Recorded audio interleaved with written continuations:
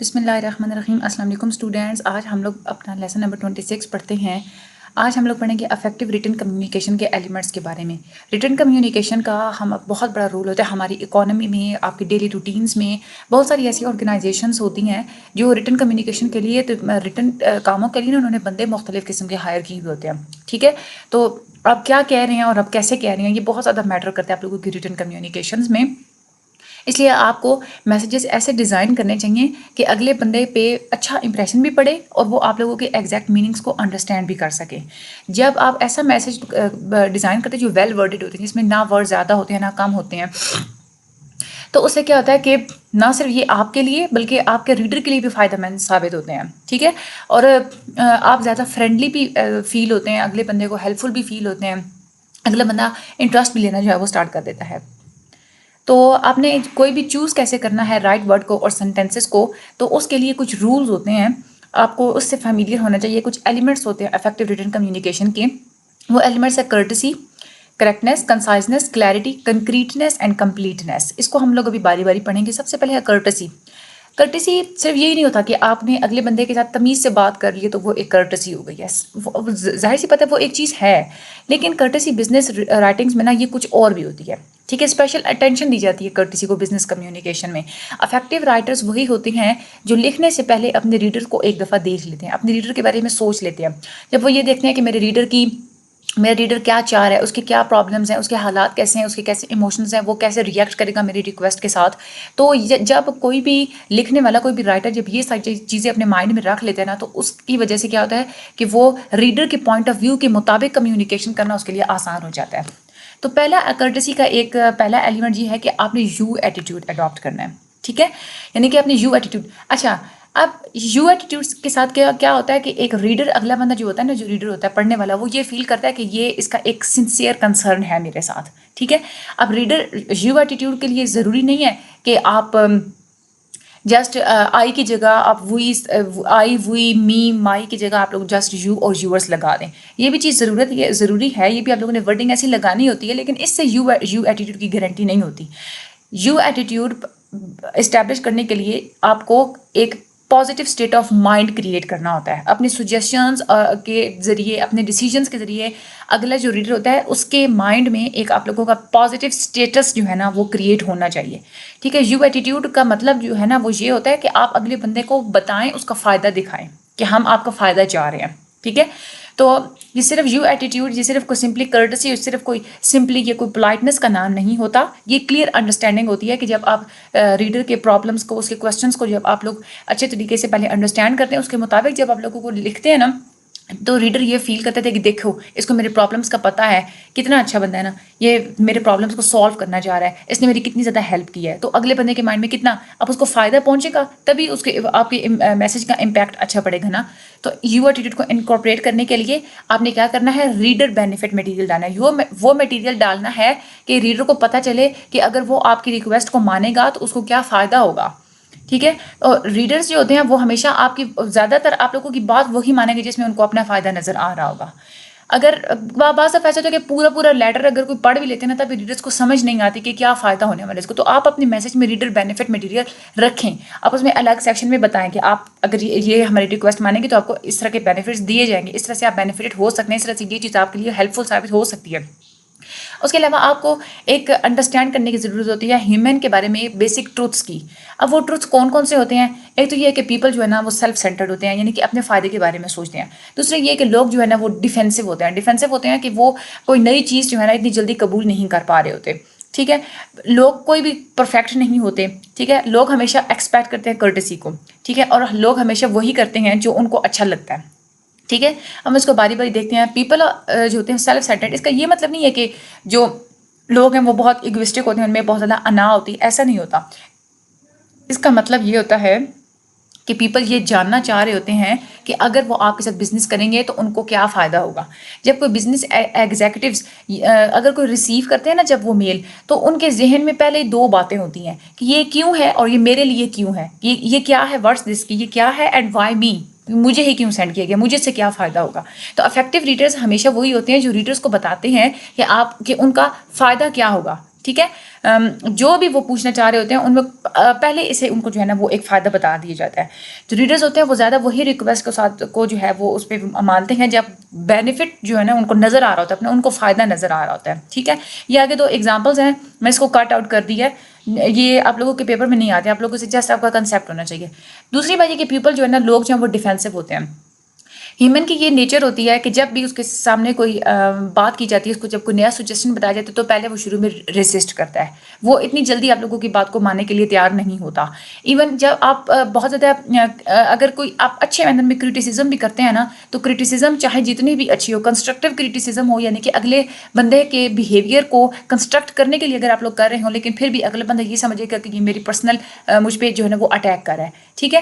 یہ ایک نارمل بات ہوتی ہے. ٹھیک ہے. جب بھی کوئی لوگ ہوتے ہیں وہ اس جو ہے نا وہ اس کو اپنے اوپر لے جاتے ہیں، جب کوئی چھوٹی سی لوگ کرٹیسزم کرتے ہیں تو آپ لوگوں کو کیئرفل ہونا پڑتا ہے کہ آپ لوگوں نے کیسے بات کرنی ہے، کیا بات کرنی ہے، اس کو کیا کہہ رہے ہیں ان کی ہیں. ٹھیک.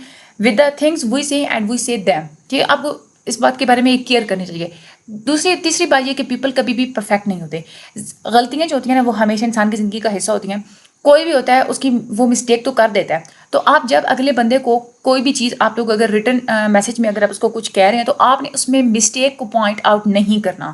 آپ لوگوں نے اس کو یہ ریئلائز نہیں کروانا کہ اس نے مسٹیک کی ہے. آپ جسٹ اس کو یہ بتائیں، اب جو بھی پرابلم ہوگی، جو اس سے مسٹیک ہو گئی ہے تو اس کا آپ جسٹ اس کو سلیوشن بتائیں. افیکٹو رائٹرز وہی ہوتے ہیں جو پرابلم کو سالو کرنے پہ فوکس کرتے ہیں رادر دین کہ وہ مسٹیکس کو پوائنٹ آؤٹ کرتے پھریں.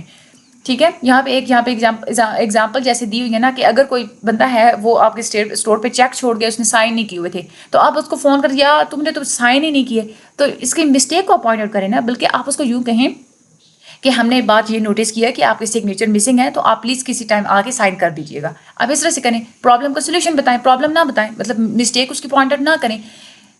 ایک اور بات ہوتی ہے کہ پیپل ہمیشہ جو بھی لوگ ہوتے ہیں نا ایکسپیکٹ کرتے تھے کرٹسی کو. اب ہم لوگ بھی ہیں نا، جب آپ خود بھی دیکھیں، آپ کسی کی اگر دکان میں جاتے ہیں، کچھ چیز خریدنے جاتے ہیں، تو آپ یہ ایکسپیکٹ کرتے ہیں، آپ امید کر رہے ہوتے ہیں نا کہ اگلا سیلس پرسن آپ کو اٹینشن دے، آپ کو توجہ دے، آپ کو یوں فیل کروائے کہ آپ ان کے بزنس کے لیے بہت زیادہ امپورٹنٹ ہیں. جب بھی آپ کال کرتے ہیں آپ کسی کو یا ای میل کرتے ہیں، تو آپ کا یہی آپ یہ خواہش ہوتی ہے کہ اگلا بندہ آپ کو رسپانس جلدی کرے. یہ ہیومن کی ہر کسی کی نیچر ہوتی ہے، وہ کرٹسی کو ایکسپیکٹ کرتے ہیں. تو جو افیکٹو پیپل ہوتے ہیں وہ ہمیشہ دوسروں کے لیے کورٹیوس ثابت ہوتے ہیں. So people do the best they can. Effective writers ہمیشہ یہ بات اپنے ذہن میں رکھتے ہیں کہ جو ریڈرز ہیں نا وہ آنیسٹ ہیں، انٹیلیجنٹ بھی ہیں، اچھے ہیں. ٹھیک ہے. آپ کو لوگوں کو ٹرسٹ کرنا چاہیے. اگر فار ایگزامپل اگر آپ کو کسی نے دھوکہ دیا بھی ہے، تب بھی آپ پرانی باتوں کو بھول کے نئے لوگوں کے اوپر ٹرسٹ بلڈ کرنا اسٹارٹ کریں، کیونکہ ہو سکتا ہے ایک دن آپ سے بھی تو غلطیاں ہونی ہوتی ہیں نا، تو فارگیو کرنا آپ لوگ سیکھیں. دین اس میں گائیڈ لائنس ہیں کچھ کہ آپ اپنی رائٹنگ کو کارٹیس کیسے بنا سکتے ہیں. سب سے پہلے آپ لوگ نے ابھی یہاں پہ کام کیا کرنا ہے کہ آپ پینسل اور پیج اپنے پاس رکھیں، جو آپ نوٹس میں آپ لوگوں کو ساتھ ساتھ بنوا رہی ہوں، اور اس میں آپ لوگ یہ پہلے اوپر ہیڈنگ دیں guide lines for the کارٹیس message, اور نیچے یہ والی ہیڈنگس لکھتے جائیں. سب سے پہلے ہیڈنگ یہ لکھیں ایکسکلیوڈ اریٹیٹنگ ایکسپریشنز. کوئی ایسے ایکسپریشنز آپ سینٹینسز میں ایسے ورڈ یوز نہ کریں کہ جس سے اگلا بندہ اریٹیٹ ہو یا اس کو غصہ آئے. ٹھیک ہے. یا وہ انسلٹ فیل کرے. فار ایگزامپل اگر آپ لوگ یہ بعض دفعہ ایسے ہوتے ہیں کہ جو سینٹینسز اورل اور آپ لوگ آپس میں بات کر رہے ہوتے ہیں نا، زبانی کلامی بات کرنے میں جو چیز افیکٹو ثابت ہوتی ہے وہ ریٹن کمیونیکیشن میں اچھی نہیں ہوتی. فار ایگزامپل اگر آپ ریٹن کمیونیکیشن میں لکھ رہے ہیں کہ ہم آپ کی بات کو سمجھنا ہمارے لیے مشکل ہے، یا یور لیک آف کمیونیکیشن، آپ کو ٹھیک طرح سے بات کرنا نہیں آتی، یا as we explain to you many Times, یا آپ کسی بندے کو کہہ دیتے ہیں کہ ہم آپ کو پہلے بھی کئی دفعہ ایکسپلین کر چکے ہیں. ایسے جب آپ لوگ باتیں کرتے ہیں نا، تو اس سے کیا ہوتا ہے کہ اگلے بندے کو غصہ بھی آتا ہے. اب وہ اگلا بندہ یوں سمجھتا ہے کہ یہ کو مجھے اسٹوپڈ سمجھ رہا ہے. اگر آپ نے پہلے اس کو ایک بات بتائی، اس کو نہیں سمجھ آئی، تو آپ پوائنٹ آؤٹ نہ کریں نا کہ میں آپ کو پہلے بھی بات میں آپ کو پہلے بھی بتا چکی ہوں یا چکی ہوں. اس سے کیا ہوگا کہ اگلا بندہ یہ سمجھے کہ یہ مجھے نالائق بندہ سمجھ رہا ہے. ٹھیک ہے. تو آپ لوگوں نے یہ ایکسکلیوڈ کر دینا. اریٹیٹنگ جتنے بھی ایسے ورڈز ہیں جو نیگیٹو امپریشن اگلے بندے کے مائنڈ میں ڈال سکتے ہیں، تو وہ آپ لوگوں نے اس کو ایکسکلیوڈ کر دینا. ایسے ورڈز آپ لوگوں نے نہیں ڈالنے. ایز اے رائٹر آپ لوگوں کو اس بات کا خیال رکھنا چاہیے، اور اس کے علاوہ جو ایسے ورڈز اور جو ایسے فریزز جو نیگیٹو ریئیکشن اگلے بندے کا جو ہے وہ ایووک کر سکتا ہے، تو اس سے بھی آپ لوگ اوائڈ کریں. دوسری جو گائیڈ لائن وہ یہ ہے کہ انکلیوڈ میننگ فل اپالوجیز. ٹھیک ہے. فار ایگزامپل اگر آپ سے کوئی غلطی ہوئی ہے تو آپ آرام سکون سے جو ہے نا اس بات کا آپ لوگ جو ہے وہ اپالوجائز کریں، اگلے بندے سے آپ معذرت کریں. بزنس کوئی بھی ہوتا ہے، بزنس مین جو بھی ہوتا ہے وہ ہمیشہ سنسیئر اپالوجیز کرتا ہے. ٹھیک ہے. جب بھی اس کو کوئی بات اگر شکایت کی جاتی ہے تو وہ ہمیشہ اس بات کے لیے تیار رہتا ہے کہ وہ اس ریکویسٹ کے مطابق جو ہے نا وہ اپنے ایکشنز لے. فار ایگزامپل اگر آپ سے کوئی مسٹیک ہوئی ہے, اگر آپ کو کوئی لیٹر لکھتے ہیں ڈسکارٹس, بدتمیزی سے اگر کسی نے لیٹر لکھا بھی ہے, ٹھیک ہے, اور آپ پہ ایکسکیوز کیا, آپ انکریکٹلی ایکسکیوز کیا, یعنی کہ آپ پہ آپ کی کوئی مسٹیک تھی تو اس نے بہت زیادہ بدتمیزی کے ساتھ بتائی ہے, تب بھی آپ رپلائی بالکل کورٹیس مینر میں کریں. اس اپروچ سے کیا ہوگا کہ آپ لائف ٹائم مطلب پوری زندگی کے لیے اس کسٹمر کا آپ دل جیت لیں گے. اور یہ ایک دوسرا افیکٹو وے یہ ہوتا ہے, اگر آپ لوگوں نے گڈ ول آپ بلڈ کرنا چاہتے ہیں نا, تو آپ نے اگر مسٹیک کی ہے تو اس کسٹمر کے پوائنٹ آؤٹ کرنے سے پہلے آپ خود ہی اس سے جو ہے نا معذرت کر لیں, اگر اس میں نہیں بھی پتا تب بھی. اور اگر کوئی لیس سیریس مسٹیکس ہیں, چھوٹی موٹی کوئی غلطی ہے, تو آپ پرنٹڈ فارم میں جو ہے وہ اس کو اپولوجائز کر لیں. لیکن اگر کوئی سیریس مسٹیک ہوگی ہے تو آپ پرسنلی اس بندے کو لیٹر لکھ کے, اور اپروپریٹ کمیونیکیشن آپ کا پھر پرسنلائز لیٹر ہی ہوگا, لیٹر لکھ کے آپ اسے جو ہے وہ اپولوجائز کریں. تیسری جو آپ لوگوں نے کارٹیس میسج میں چیز کرنی ہوتی ہے, گائیڈ لائن یہ ہے کہ انکلوڈ کارٹیس ورڈنگ, یعنی کہ ایسی ورڈنگ یوز کریں جو آپ کو آپ کے جو ہے نا آپ کی اخلاقیات دکھائے. ٹھیک ہے, کچھ ڈسکارٹیس ورڈنگ ہوتی ہے وہ آپ اس کو نکال دیں, اس کو آپ لوگوں نے نہیں کرنا. ٹھیک ہے, کچھ ایسے میسیجز ہوتے ہیں جس میں بہت زیادہ ڈسکارٹیس ورڈنگ, بالکل ہارش ورڈنگ جو ہے نا, بدتمیزی جو ہے وہ بہت زیادہ کی جاتی ہے. تو یہاں پہ کیا ہے, فار ایگزامپل اگر آپ کسی کو کہتے ہیں you did not read my recent letter, تم نے میرا پچھلا لیٹر نہیں پڑھا, یہ کتنی غلط بات ہے, بدتمیزی لگ رہی ہے نا. آپ لوگوں نے کیسے کرنا ہے کہ please refer to my June 10 letter, کہ میں نے فلاں طریقے جو لیٹر لکھا تھا آپ پلیز اس کو ریفر کریں. ٹھیک ہے, تو آپ لوگوں نے کرٹیس ورڈنگ کو انکلوڈ کرنا ہے. چوتھی بات, آپ نے اپنی کرٹیسی کو بلڈ کرنا ہے تو آپ نے رسپونڈ ٹائملی مینر, کہ آپ لوگوں نے جلدی رسپونڈ کرنا ہے. جو بھی بندہ ہے, ہو سکتا ہے آپ لوگوں کے لیے کوئی دوسرا کام ضروری ہے, اب اس کو کر رہے ہیں, لیکن اب اس بندے کو تو نہیں نہ پتا, وہ تو یہ کہے گا کہ یہ بندہ ٹائم ویسٹر ہے, میرا تو ٹائم ہی ویسٹ کر دی ہے اس نے. ٹھیک ہے, تو آپ ہمیشہ اٹینشن دیں کسٹمر کی کوشچنس کی طرف. ہمیشہ جو کسٹمر کے کوشچنس کو اٹینشن دینا اور ان کی ضروریات کو پورا کرنا, یہ ایک امپیریٹو چیز ہوتی ہے. یعنی کہ ایک امپیریٹو کا مطلب ہوتا ہے نا ایک طرح سے مطلب حکم دینا بہت ضروری ایک چیز ہوتی ہے. ٹھیک ہے, یہ آپ لوگوں کے MCQs میں یہ چیز آ سکتی ہے کہ یہ امپیریٹو ہوتی ہے. جب بھی آپ کوئی ریسیو کرتے ہیں کسی, جب آپ خود اگر دیکھ لینا, آپ خود اگر کسی کو لیٹر لکھتے ہیں یا آپ لوگ خود کسی کو میسج کرتے ہیں, اور اگر آپ جلدی آپ لوگوں کو رپلائی نہیں ملتا, تو آپ کے ذہن میں کیا بات آتی ہے؟ یہی بات آتی ہے نا کہ وہ بندہ آپ کو امپورٹنس نہیں دے رہا. جب بھی آپ ڈیلے کرتے ہیں نا اپنے رسپانس کو, تو رائٹر اور ریڈر کا جو آپس کا جو ریلیشن شپ ہوتا ہے وہ ہمیشہ خراب ہو جاتا ہے. تو ہمیشہ آپ اپنے ایکشن, جو بھی کسٹمر نے جو بھی ریکویسٹ آپ سے کی ہے, آپ ہمیشہ اس کو ریزنیبل ٹائم میں کریں. اگر آپ لوگ ریزنیبل ٹائم میں اس کو نہیں کر سکتے, تو آپ اس کو ایک تھوڑا سا پہلے آپ اس کو بتا دیں کہ اتنا جو ہے نا ڈیلے ہو سکتا ہے. ایک شارٹ نوٹ لکھ دیں کہ ہم آپ کا جو ہے نا وہ کام کر رہے ہیں, لیکن اتنا وقت لگ جائے گا. اگر کوئی پرسن ہے وہ آؤٹ آف پلیس ہے, ٹھیک ہے, ملک سے باہر گیا ہوا یا کہیں اور گیا ہوا ہے, ٹاؤن میں نہیں تھا, یا اپنی آرگنائزیشن سے وہ چھٹی پہ تھا, تب بھی ایک بزنس لیٹر, وہ ایک لیٹر لکھ کے تو بندے کو ایڈریس کر دے. ٹھیک ہے, کہ اتنے پیریڈ کے لیے جو ہے وہ میں ملک سے باہر ہوں یا اس جگہ سے میں باہر ہوں, تو جیسے میں آؤں گا تو میں آپ کو اس بارے میں آپ کا جو ہے وہ کام میں کر دوں گا. بہت ساری کمپنیز ایسی ہوتی ہیں, انہوں نے ایک پرامپٹ آنسر کو کوشچنس, بہت ساری کمپنیز نے یہ دیکھا ہے کہ جلدی جب آپ کوئی کسی کوشچن کا آنسر دیتے ہیں نا, تو اس سے آپ لوگوں کے کسٹمرز بہت زیادہ مطمئن ہو جاتے ہیں, اور آپ کا بزنس جو ہے نا وہ پھر بڑھ جاتا ہے. کرٹیس رائٹنگ ہمیشہ یہ نہیں ہوتی کہ آپ لفظوں سے اور سنسیئرٹی سے آپ جو ہے نا وہ کرٹیس نظر آ رہے ہیں. آپ لوگوں کی یہ ایک ٹوٹل ایک ایفرٹ ہوتی ہے کہ آپ ایک پازیٹیو رائٹنگ, اور آپ اس میں کسٹمر کو توجہ دیں, اس کی کوشچنس کو اور انکوائریز کو آپ توجہ دیں. ایک اور جو چیز ہوتی ہے کرٹیس رائٹنگ کے لیے, وہ ضروری ہوتا ہے کہ آپ پازیٹیو ورڈز کو یوز کریں. ریٹن کمیونیکیشن میں پازیٹیو ورڈز وہ ہوتے ہیں جو گڈ ول بلڈ کرتے ہیں.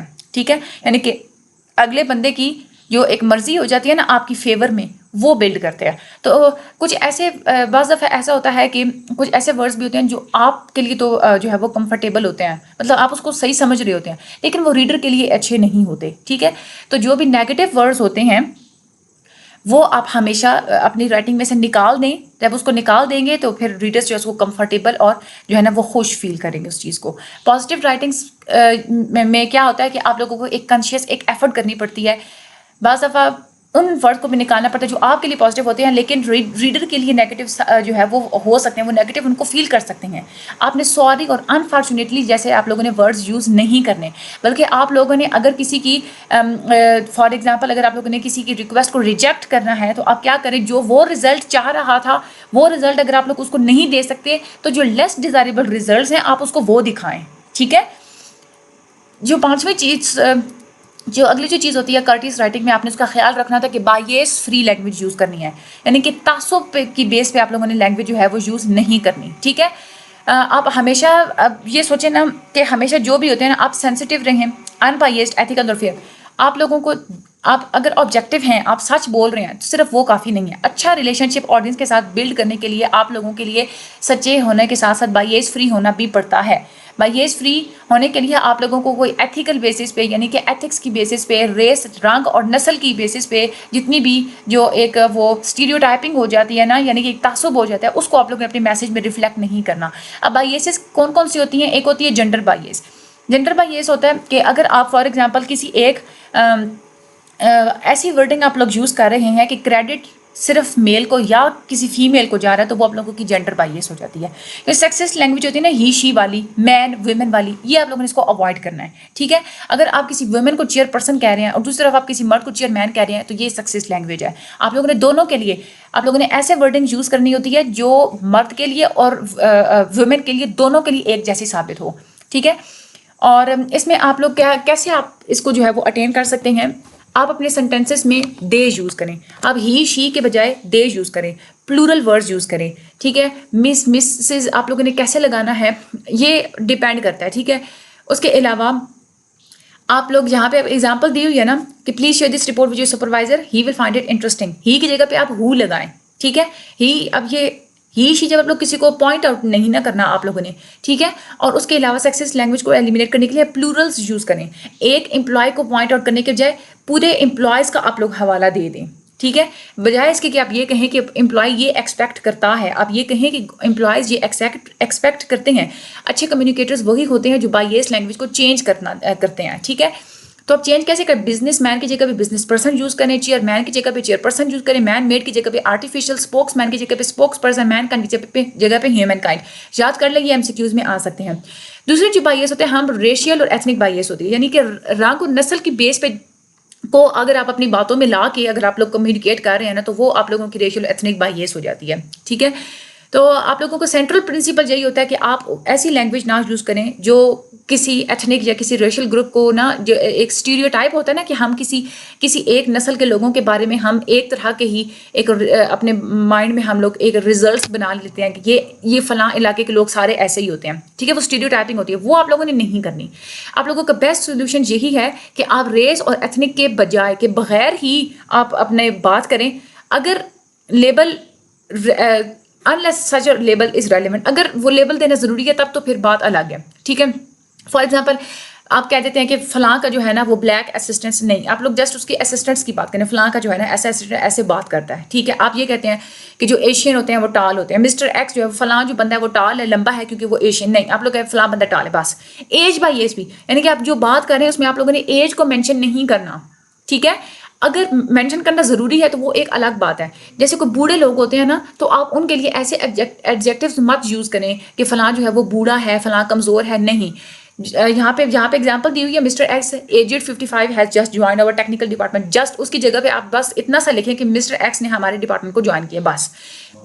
اگلی جو ہماری ڈسیبلٹی بائیس، ڈسیبلٹی یعنی کہ معذور ہونے کی بیس پہ جو ہوتا ہے نا، یہ لوگوں کے لیے بہت زیادہ تکلیف دہ بات ہوتی ہے کہ جب ان کی فزیکل، مینٹل یا کسی ایموشنل جب وہ کوئی معذوری ہوتی ہے نا ان کے اندر، جب اس کو پوائنٹ آؤٹ آپ لوگ کر دیتے ہیں. آپ لوگوں نے اس کو پوائنٹ آؤٹ نہیں کرنا. آپ لوگوں نے ان کی معذور ہونے کے جیسے بھی وہ معذور ہے آپ لوگوں نے اس کو مینشن نہیں کرنا. اگر بہت زیادہ ضروری ہے تو وہ ایک الگ بات ہے، آپ اس کو دوسری ورڈنگ میں اس کی ورڈنگ چینج کر کے کریں. اگر آپ لوگوں نے ضروری ہے اس کو مینشن کرنا تو آپ ہمیشہ پہلے بندے کو مینشن کریں، بعد میں آپ لوگ ڈس ایبلٹی کو مینشن کریں.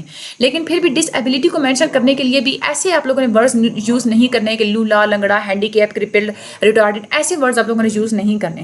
بلکہ یہاں پہ example the کرپلڈ workers face many barriers in the job. تو ہم لوگوں نے یہاں پہ رول کیا پڑھا؟ پہلے آپ لوگوں نے پرسن بتانا ہے.